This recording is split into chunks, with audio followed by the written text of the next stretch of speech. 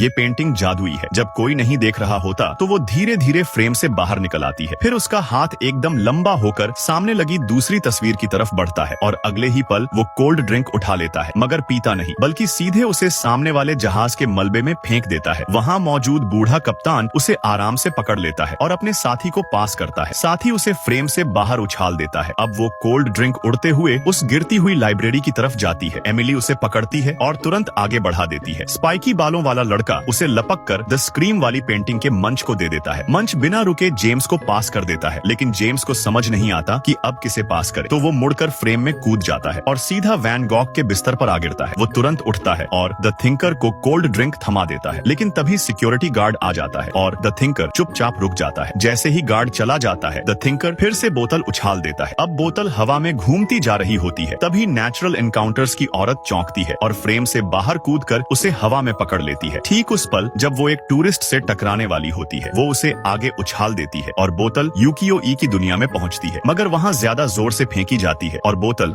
नदी में गिर जाती है। अच्छी बात ये होती है कि लड़की the girl with a pearl earring उसे निकाल लेती है। वो बोतल खोलती है और पास में बैठे एक लड़के के सामने रख देती है। लड़का एकदम एक्टिव हो जाता है और पूरी बोतल गटक जाता है। अगले ही पल वो जोश में आकर अपना होमवर्क पूरा कर देता है।